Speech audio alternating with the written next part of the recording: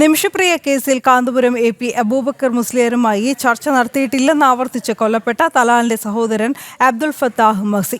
Credit വേണ്ടെന്ന കാന്തപുരത്തിന്റെ പ്രസ്താവനയോട് നുണപ്രചരണം നടത്തരുതെന്നും Fattah മസി ഫേസ്ബുക്കിൽ കുറിച്ചു. അനാവശ്യ അവകാശവാദങ്ങൾ നിമിഷപ്രിയയുടെ മോചന ശ്രമങ്ങൾക്ക് പ്രതിസന്ധിയാകുമെന്നാണ് വിലയിരുത്തൽ.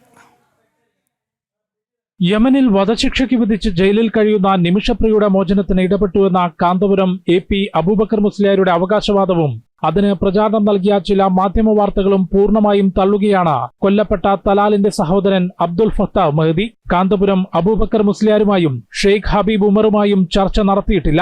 നുണപ്രചാരണങ്ങളിലൂടെ വേദനിപ്പിക്കരുതെന്നും ചില മലയാളം മാധ്യമ വാർത്തകളുടെ സ്ക്രീൻഷോട്ടുകൾ പങ്കുവച്ചുകൊണ്ട് തലാലിന്റെ സഹോദരൻ ഫേസ്ബുക്കിൽ കുറിച്ചു. ക്രെഡിറ്റ് വേണ്ട എന്ന കാന്തപുരത്തിന്റെ പ്രസ്താവനയുടെ മലയാളം മാധ്യമ റിപ്പോർട്ടുകളാണ് ഫേസ്ബുക്ക് കുറിപ്പിനൊപ്പം ചേർത്തിട്ടുള്ളത്.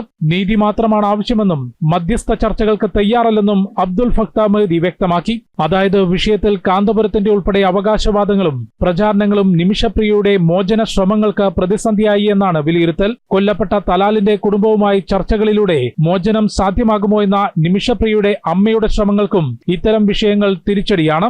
ജനം, ഡൽഹി.